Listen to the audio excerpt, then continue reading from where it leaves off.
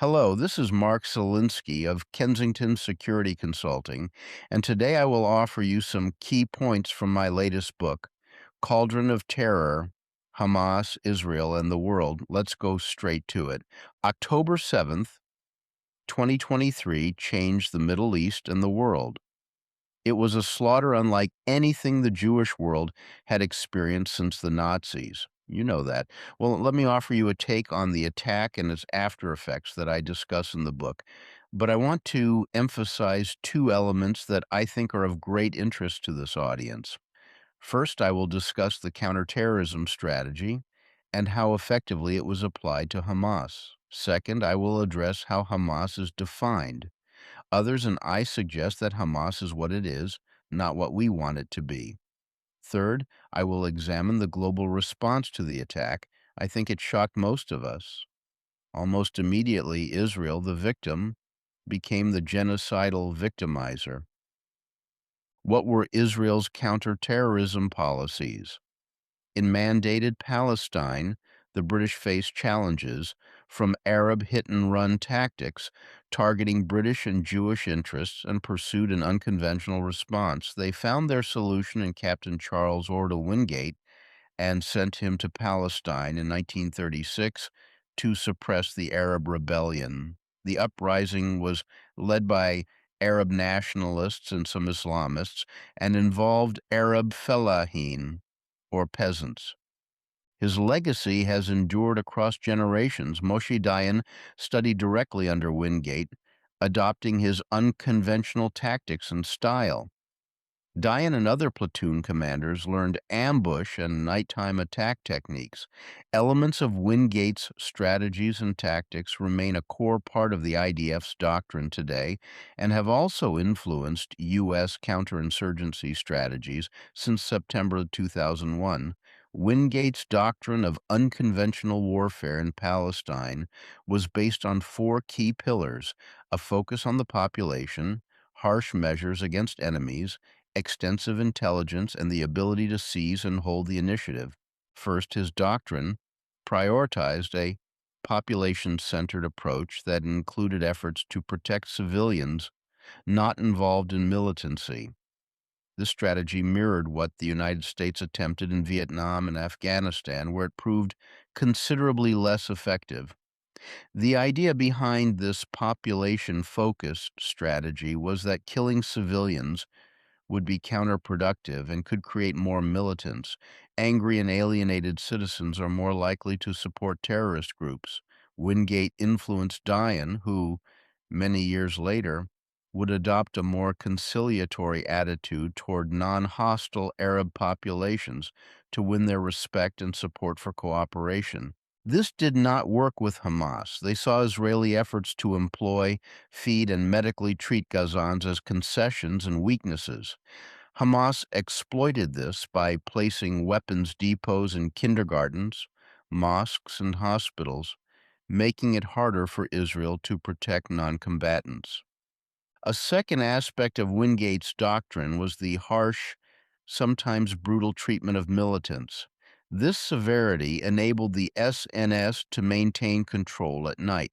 Israel's first prime minister, David Ben-Gurion, acknowledged that Wingate's methods were incorporated into the IDF's doctrine. In the 21st century, Wingate's strategy of harsh treatment of enemy forces has been reflected in Israel's targeted assassinations, house demolitions, and administrative detention. During Hamas's early years, its leaders feared that an Israeli missile could kill them and their families at any moment. After the October 2023 attack, some critics argued that Israel had become more lenient over time. From this perspective, Hamas's junior and mid-level operatives, collaborators, militant rhetoricians, clerics, and recruiters no longer feared or respected the IDF.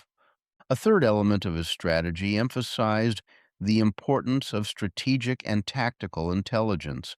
Strategic intelligence involved a thorough understanding of Arab social structures, leadership, clan affiliations, customs, ceremonies, and military capabilities.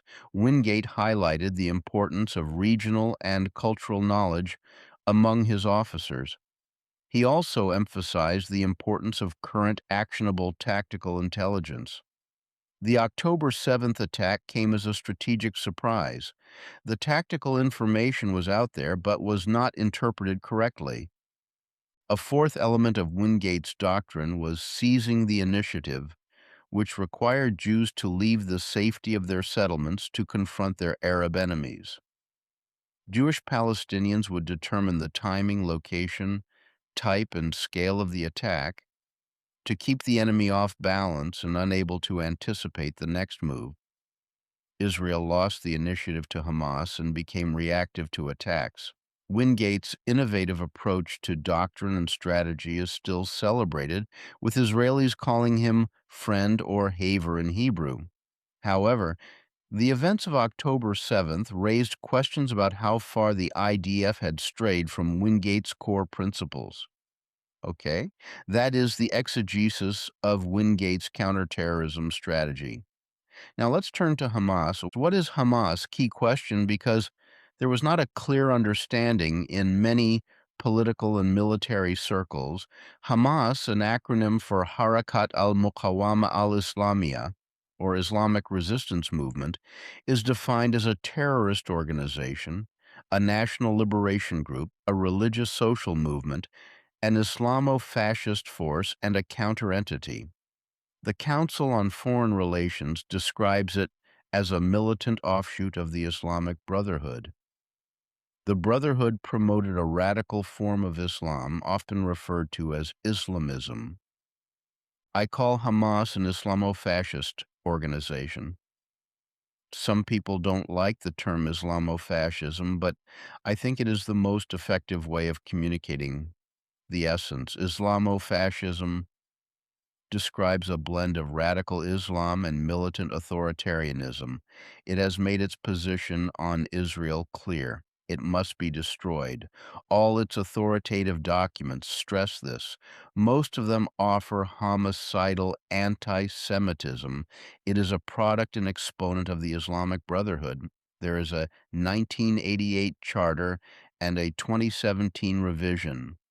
The revision prettied up the homicidal original charter, but marginally, its goal remains the erasure of Israel and its reconstitution as an Islamo-fascist country free of Jews and based on Islamic law or Sharia. The world reacts as real-time news of the bloodshed filtered into Western media. World leaders expressed shock at the magnitude and depravity of the violence. Then U.S. Secretary of State Antony Blinken compared the crimes to those of the Islamic State. The secretary enumerated some of the day's horrors. Babies desecrated, young people were burned alive, women raped, parents executed in front of their children, children in front of their parents. The United States and European nations initially condemned the attack without reservation. However, many Middle Eastern countries leaned toward neutrality or criticized Israel in their statements. In the second week of October, 44 nations denounced Hamas and its acts of terrorism. 20 nations expressed solidarity with Israel, while others insisted that Israel immediately cease its attacks on people and places in Gaza. Additionally, countries such as Iraq, Kuwait, Qatar, Saudi Arabia, and Syria blamed Israeli leaders for the regional violence. International support for Israel, which emerged in the immediate aftermath of the bloodshed, quickly waned. Any compassion European diplomatic circles held for Israel quickly diminished after the IDF began targeting sites in Gaza. As Israel struck these locations, international sympathy began to shift toward Palestinians and at times toward Hamas. Almost immediately, diplomats from around the globe called for a ceasefire and criticized Israel for failing to comply. Norway, Ireland, and Spain announced plans to recognize a Palestinian state. Support among Americans also began to decline. the International Criminal Court threatened to charge Israel with, in its own words, war crimes and crimes against humanity. Soon, politicians, diplomats, professors, and students began discussing Israel's alleged genocide. Genocide? Yes, this was the charge, and it was made loudly and wildly. Although they may seem like unlikely bedfellows, European leftist politicians and Islamist groups share a common hostility toward Israel. This animosity is partly rooted in long-standing strains of anti-Semitism and also in anti-colonialism, anti-imperialism, and anti-Americanism. They believe their goals align with the Palestinian cause. In Europe, a dynamic and growing Muslim population is capturing politicians' attention. In some parades, radical Muslim demonstrators have called for the establishment of a caliphate in Europe. This helps explain why anti-Israel rallies across Europe began even before the IDF's retaliatory operations. Protests erupted in several European countries, particularly Germany, Britain, and France, which host the largest Muslim populations on the continent. European social media displayed support for Hamas and hostility toward Israel. Many posts showed solidarity with Hamas by tweeting, Allahu Akbar, long live Palestine, and resistance is yours. There was also snarky schadenfreude at the suffering and deaths of Israeli victims. On the day of the attack, some Europeans reacted to the graphic images of Israelis being killed by Hamas. This is better than Hollywood. In response to women and girls being raped, some tweeted, they had a good time with her, it seems like, and they are just taking her to a party, she will be the guest of honor. That's the price paid for being cute. Another theme was revenge, such as eye for an eye, baby for a baby, or feel the pain of how Israelis massacred Palestinian kids for 70 years. And in the United States, self-styled liberal and Muslim civic organizations swiftly and strongly embraced the Palestinian cause. The Party for Socialism and Liberation, the World Workers' Party, chapters of the Democratic Socialists for America, DSA, and independent chapters of Black Lives Matter, BLM, were vocal in condemning Israeli retaliation. Several organizations, including the DSA, approved Hamas's attacks on Israeli civilians, stating it is not terrorism or anti-Semitism to fight against this injustice. The DSA post read, today's events are a direct result of Israel's apartheid regime, a regime that receives billions in funding from the United States, and added that we unequivocally condemn the killing of all civilians, but claimed the attack was not unprovoked. Maïs. BLM made a symbolic reference to the October slaughter. On October 10th, the Philadelphia branch displayed an image of a paraglider, directly referencing the airborne element of the attack. Next to the image was the message, I stand with Palestine. Mosques were filled with anti-Israel sentiment. Although Hamas has been designated an international terrorist group, some Islamic and hard-left leaders openly support it and its leaders. At a mosque in Bay Ridge, Brooklyn, a speaker at Al-Auda prayed for the souls of the honorable and beloved martyrs and freedom fighters, Ismail Haniyeh, Fuad Shukr, rest in peace. Months after the October attack, speakers at Iran's International Al-Quds Day rally in Houston, Texas, praised the October 7th attack in front of the Israeli consulate.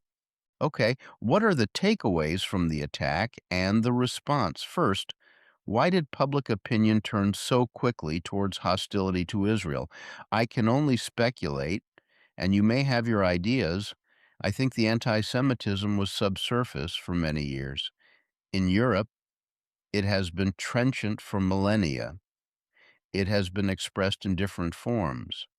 It has existed as Christian anti-Semitism, then as national anti-Semitism, then as racial anti-Semitism, and now as an anti-Semitism that demonizes Israel. Among Muslims, it is driven by the Quran and the Muslim Brotherhood. In America, I think it is different. This anti Semitism is driven by the Green Red Alliance, the partnership of Muslims and American leftists. You saw the eruptions of support for Hamas on campuses and the resulting congressional investigations. Why? Because for decades, professors have indoctrinated students and the common culture has cast Israel as a colonial enterprise. Also, Students for Justice in Palestine was organized and well funded. The DSA rallied young people to assail Israel. Well funded NGOs such as Human Rights Watch, Amnesty International, and Doctors Without Borders are heavily funded by Soros like charities, as well as the Thani family in Qatar. Why have so many organizations called Israeli policies genocidal, which is absolutely false and an inversion of the truth? Much of it is meant to hurt Jews.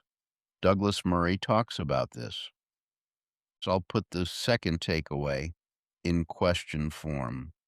Did anything positive come out of this? This is an awkward question. What good could have come from this? Well, there have been unadulterated catastrophes in Jewish history, such as the Crusades and the annihilation of Rhine communities. The Chmielewski killings of the 17th century and the Holocaust produced nothing positive. But the Kishinev pogrom of 1903 captured the world's attention and led to Jewish emigration. The Dreyfus case revealed deep-rooted and undeniable anti-Semitism in Europe. It led to Zionism, which I think is a positive development. Kristallnacht was much the same, and I could go on. And for October 7th, 2023, well, much like the Dreyfus case and Kristallnacht, it revealed a broad-based, latent anti-Semitism that erupted. It was much deeper than many thought. It is no longer deniable. Certainly, being opposed to Israel is not necessarily anti-Semitic, but the wild, conspiracy-based, hallucinogenic charges against Israel are. Finally, the attack challenged the counterterrorism policy of successive Israeli administrations, which I addressed at the beginning of the talk. The policy of mowing the lawn or being almost exclusively responsive has changed. The peacenik kibbutznik approach is largely seen as having failed. What can we do about this? Well, that is the subject of future talks. This concludes this episode presented by Kensington Security Consulting. I hope you found it informative. Nothing in the talk represents the official position of the United States government. I am very excited about the publication of Cauldron of Terror.